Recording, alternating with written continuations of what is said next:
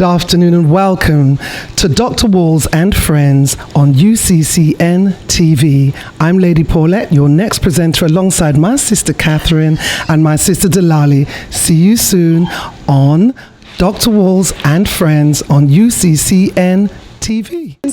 On UCCN. Dr. Walls and Friends on UCCN. See? Where is my passion, purpose? Where can I find it? Where is my passion, purpose? Where can I find it? Where is my passion, purpose? Where can I find it? Dr. Walls and Friends, where I find it? Dr. Walls and Friends. Dr. Walls and Friends, where I find it? Dr. Walls and Friends. I find passion, purpose, inspiration too. At Dr. Walls and Friends, where I find it. Dr. Walls and Friends. Dr. Walls and Friends, where I find it. Dr. Walls and Welcome to Dr. Walls and Friends here live in Brooklyn. And I am here with two fabulous ladies. To my right, we have Miss Paulette Harris German, correct? And to my left, Delali, the master head rapper herself. Oh, thank you. Yes, that brings out all my regalness here. And so we just have so many great things to talk about. You are headed back to the UK tomorrow. So please take a moment and introduce yourself to our audience. Hello audience, my name is Paulette Harris German, affectionately known as Lady Paulette. I am a producer, an actress, TV, radio, mum, and so much more. And over here to my left, I am DELALI, HALIGAH. I am an actor, I'm an activist, I'm a designer. I also do head rapping, I'm an author, I've written a book called Gay Magic. yes, along with an accompanying DVD. Yes, with a DVD as well, yes. Yes. Yes. All right. So on Dr. Walls and Friends, we love to talk about passion and purpose because my motto is for people to live their greatest life. Absolutely. And the greatest is an acronym which stands for God restores excellence, activates talents, encourages spiritual transformation. Yes. All right. So there it is. So let's play with that. Okay. That's right. So now let's talk about, because you talked a little bit in your, when you were doing, right before your poetry. Lights, camera, action. Are you ready? Are you ready? I said, are you ready for your close-up? Eulogy time is here and now your life is laid bare for all who care to see. Your triumphs and your failures, your attempts and your shirks, a testimony to how you have lived your life. Did you do your best to rise to the test, or did you lay forlorn after the first thorn pricked your ego? Your pride deflated, your zest abated. Are there songs of praise because you did not gaze for a trail you blazed, righting wrongs, chanting amongst the throngs for a better way, a better day? Did you carve your niche or just sit eating quiche as the EastEnders crossed the Emerald Street? Did you make a stand to lend a hand when the going got rough, or just corner hang with your can in hand? Are you doing enough? Lights, camera, action. Were you ready? Were you ready? Are you ready for your close-up? You talked about how your journey into all that you do started at such an early age. So let's talk a little bit about that. What did you start to feel from age 7 forward, and how did it blossom into what you're doing now? Gosh, well, age 7 was when I started pressing play and record on the clunk clunk stereos to record the top 40 and just kind of learn the lyrics of the songs so that I could perform them. Yeah, I did that too with Rick James. Yeah, you done. It wasn't quite Rick James for me. I think we were Bay City Rollers, and that came a lot later. I can't even think of some of the earlier stuff. I guess probably a little bit of Blue Beat and so forth.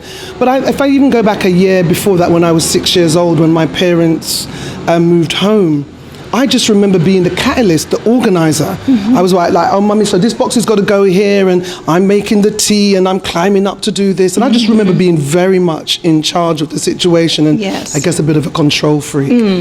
And then going forward from being 7 and doing that, at school we used to have this little lip at the back of the school. Went to Lion Park Primary in Alperton, and that was our stage. So every day we would choreograph something. My friend Jackie, Yvonne, Jennifer, Marcia, all them girls, all adults now. Yes. And we would go and we'd tie our little 3 degrees. This is to the year. But we used to get our little vests and tie them up into little tops, and we'd be there, and I'd be saying, no, it goes this way. So it started very, very early. Yes. You're a natural born leader. I believe so. I'm an Yes. Aries. Oh, you're a natural born leader. First My sign. mother's an Aries. See? I know. She's the one that told I me. didn't know until See? very late in life, though. That's the Really? thing, yeah. So that's when that epiphany came? It was when one of my clients, about maybe 4 or 5 years ago, said to me, "You're such an extrovert." And I was very offended, because I never saw myself as that type of person. Okay. I thought it was a bad word and a criticism, but it turns out to be that I'm this big personality. That's it. But I didn't know. See? I just thought I was loud. As my Mrs. Shaw said to me in primary school, "You're so loud, Paulette Harris, and you'll always be loud." But she never told me it would serve a purpose. That's right. That's right. And that's why it's so important, as you were mentioning, to make sure you have positive people in your life and surround yourself with the right people, because one person can say something and you take it on as a negative trait. Yeah, And then absolutely. somebody else says something different. So when I was in preschool, 3 years old, the teacher told my mother, "The kids don't know who the teacher is, your daughter or myself." Now I was 3. That's a good And my mother, and they said, "She's so bossy." And my mother said, "So she has great leadership ability." Good for your mom. So it's that reframing.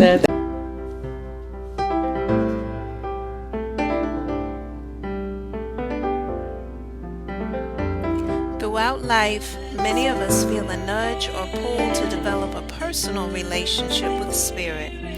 And Live by the Spirit Inspired Thoughts, Volume 1, Dr. Walsh shares experiences to help you develop, strengthen, and understand your personal relationship with Spirit. For more information about Live by the Spirit Inspired Thoughts Volume 1, go to www.askdrwalls.com. That's www.askdrwalls.com. God bless and live by the Spirit. About you, when did all your blossoming start, your awareness? I think I grew up with it all along. I'm actually the last of 6 children. Okay. My mother says that when she was pregnant with me, she used to dance around to Mick Jagger. They thought she would lose the baby. It's true. And I just came out, I was always the one out of everyone. Everyone was, playing ball or something. I have the hairbrush, singing, I'd have a mop on my head and a piece of plastic tied around my neck. I was singing. I was someone singing some Broadway tune or something. Yes. That was always me, or Chaka Khan, or something like that. And they always kind of knew this one, that one, she's a little different. The rest of them, okay, but she's always got something going on, or some kind of bright something. It was always in me. I think always in me. And my parents encouraged it. Okay. After having 6 children, I think you'd be really tired. Maybe there was that entertainment that brought them back some spice. That was it. I think so. She's good entertainment and we don't have to pay. That's right. So they just encouraged me to always do what I want. I always said, I'm going to be a star. And they used to say, okay, you go right ahead. Yes. And they just encouraged me. I danced at a very young age. I started dancing, I think, maybe about 4 or 5. Okay. Singing, all that. My parents put me in something just to keep us out of trouble. And I just took to it. I loved it. I loved the stage. And I'm really kind of shy. That's what people don't know about me. They think like, oh, she's this, And really, I'm sort of shy. But when it's the time to put on my little Sasha Fierce, she gets down. Yes, yes, I heard that. I heard that. I think it's so important because I talk to so many people who are in the arts, and many times their dreams are deferred because someone has told them that it's a hobby and that they cannot make a career out of it. Exactly. How did you moved past that space and into your reality? I don't think I'm actually past it as yet. Okay. Purely because all of the work, the body of work that I've done for over 40 years, 9 times out of 10 I've had a 9 to 5 as well. So I've always worked. So for instance, in 1987, when I was doing Black Heroes in the Hall of Fame, my eldest son was only 3-4 years old. And our routine was, I would take him to nursery, I would go to work, I'd go and pick him up from nursery, we'd drive to the theatre, we'd do the show, and then we'd go home. And on the days when we weren't driving, we would take the night bus. And he was with me so much that to get around his mischievousness, Yes. they put him in the show. Wow. So he was on stage at the age of 3 and Okay. 4, playing the hard-working mum's son. And is he still on stage now? He in his own stage, he now runs his own plumbing business. But Okay. he went on. But they're great orators. They're great orators, both of my that. sons. So both of them have gone through an arts development program Okay. of sorts. My son did an HND in performing arts. My youngest son went to drama classes when he was younger. Okay. But prolific sportsmen, prolific spokespeople. Yes. Yes. Now, how about you? How did you move past that? It's a hobby. Kind of leave it there. I actually began my design business with the clothing and the head wrapping and all of that when I was in high school still. Really? My mother taught all 3 of my sisters and I how to sew. So we grew up, you could sew, crochet, you had to know how to do something. Yes. You weren't going to sit there and watch TV all day. She just walked by and go, click, read a book, do some crochet, do some needlepoint. And so we all learned how to do, Yes. those things. But going to high school with 3 other young ladies, getting dressed, everybody sewing, you get up and you time yourself as to who's going to use the machine when, because you'd make a dress before you went to school. So that's how it started, and we'd all have all these little fashion things going on every day, Wow. Like from 6 to 10 was your design time, like Project Enterprise, like Project Runway, right? Right, yes. And then everyone would have a new dress for high school, and it was a regular thing for us, almost like at least 3 times a week. So you were being conditioned and you didn't even know it. I noticed that. And then one day someone said to me, listen, I want that dress. And I was like, yeah, right, because people had said it before, but no one wanted to pay. She Yes. says, I'll pay. And my ears went, what you What's say? it say? Did you say pay? And at 15, I was a paid designer. Wow. And I just kind of went from there. I've been in business 37 years now. And the name of your design company is? Oshun Designs, OSUN, and I hand paint. This is one of my pieces. I actually Beautiful. made this morning. Wow. So it still works in the morning It time. does. Better now. And so because of that, I just went on and I've been, give thanks, I was able to give up the other things a good while ago. I'd say maybe 20 years now. Look at that. But I've done other things, like Paulette here, I'm sure she has several talents. So one day you're doing maybe hosting as a radio personality. Yes. And the next day you're maybe acting in a show. So I sing, I dance, I act. So I was doing the design work. I've been in like Mom, I Want to Sing. I've been on Broadway, I've done some work in Wow. television. And then like this part of my life, I've switched into the, fashion design and things like that. And then I went into the author thing and wrote the book and the DVD I produced. I think it's in everybody. I think Yes. it's what you activate. Yes. No, I'd agree. And you have to have, in this business, a very strong sense of self. And that's something that as African people, I think sometimes we can lack because you're so ready to hear the negative or think if someone says, oh, you can't sing. I have been told that I couldn't sing and I couldn't dance. And I knew inside myself I could. Yes. And by somebody very famous too. And I lived to see that person say to I was in the Broadway show before he was. Wow.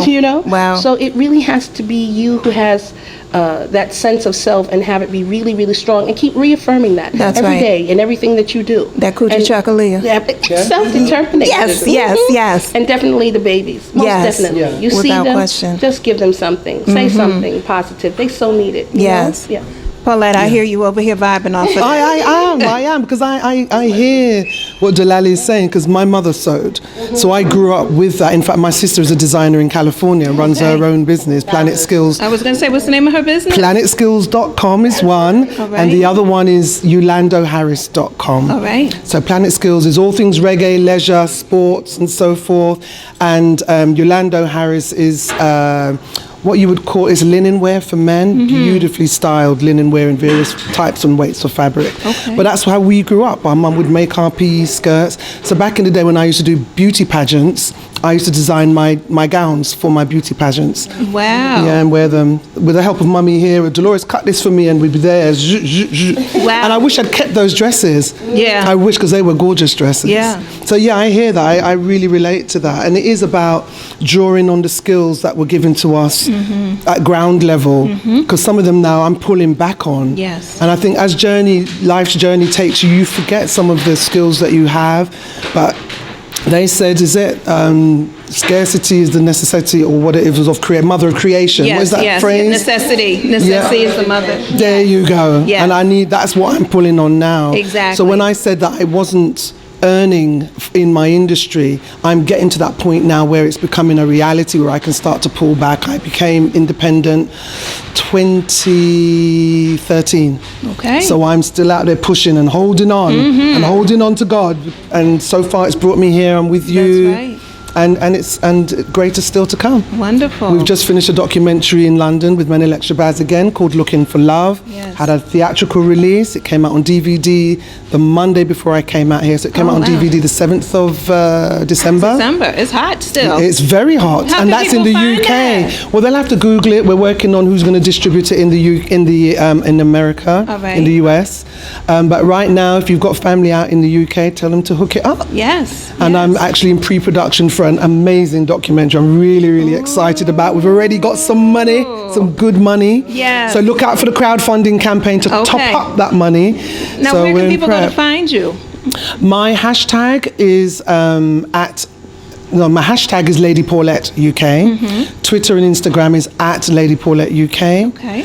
And on Facebook, it's Paulette Harris German is my personal page, and Paulette Harris German at Lady Paulette UK is the fan page. Excellent. And if people want to bring you to be a host and so forth, what's the best way for them to contact The best you? way, I think, is to contact me personally, because my manager is managing. Okay. It's Lady Paulette, spelled LAYDEE, Paulette at yahoo.com.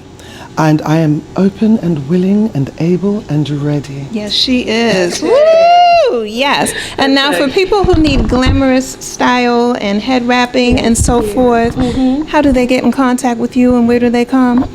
You can go to my the boutique that I share with Brenda Brunson Bay. It's called Tribal Truths. Yes. It's right here in Fort Greene, Brooklyn, 117 South Oxford Street. That's the corner of South Oxford and Fulton Streets. We're open from Wednesday through Saturday, 2 to 8, and then Sunday, 1 to 6 p.m. Yes. We also have a series of other, there's clothing, head wraps, the book, the DVD, Yes. Jewelry as well as my son. I have to mention him. Please do. Yes. Yes.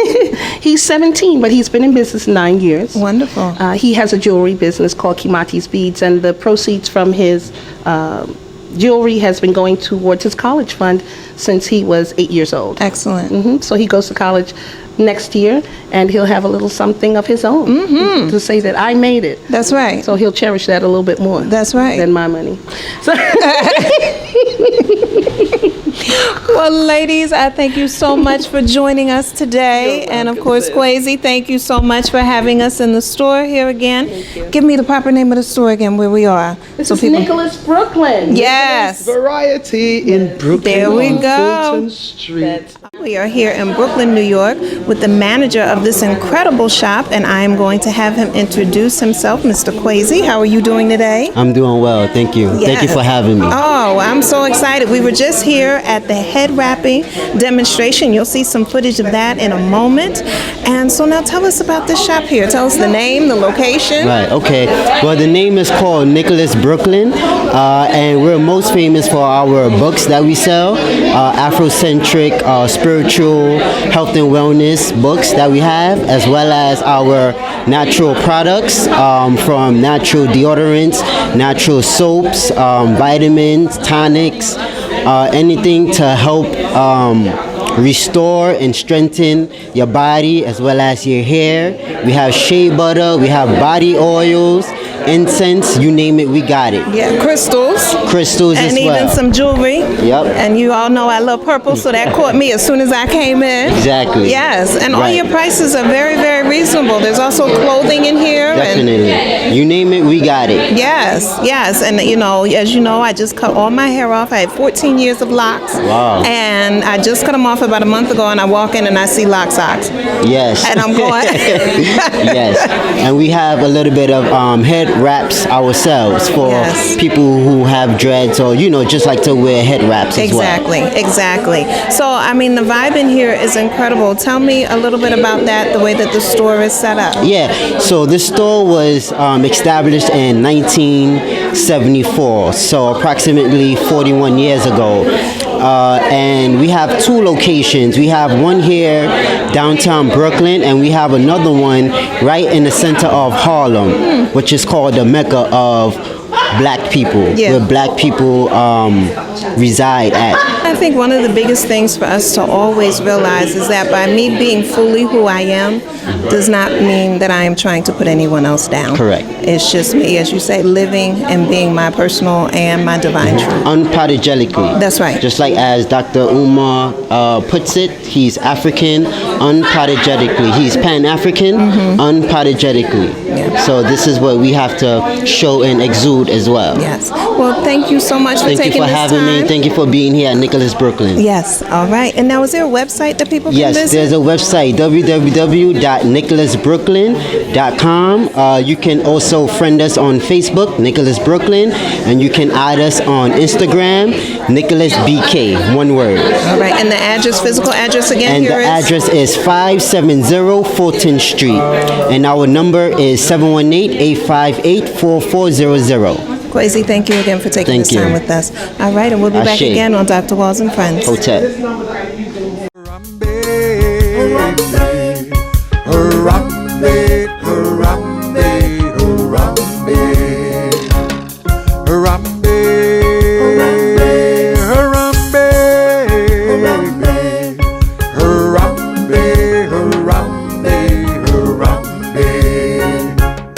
We say Harambe,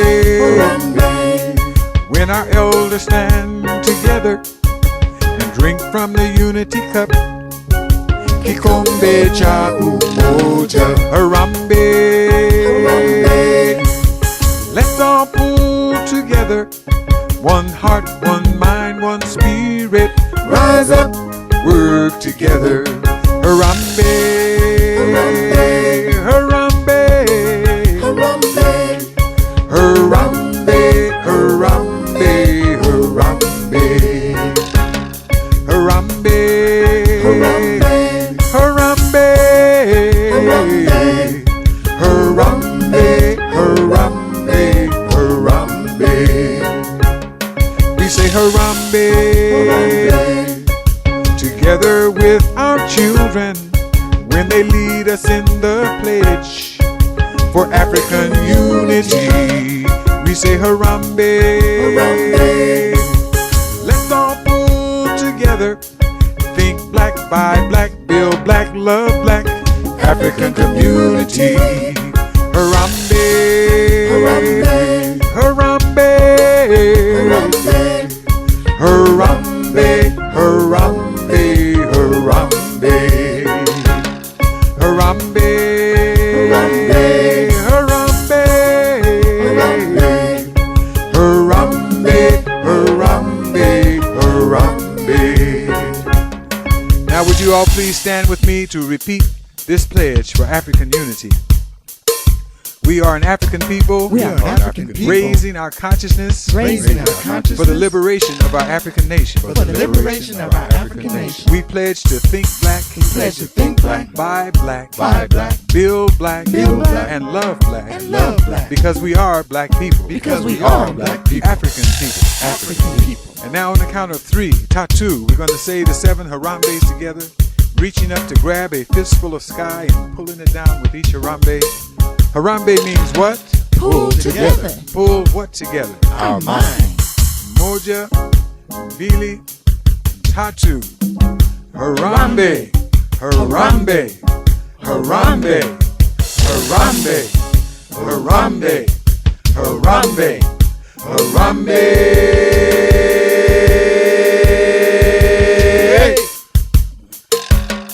We say Harambe, Harambe. when our elders stand together and drink from the unity cup.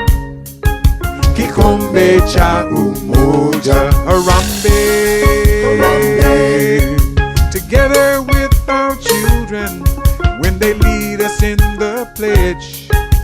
Let's all pull together.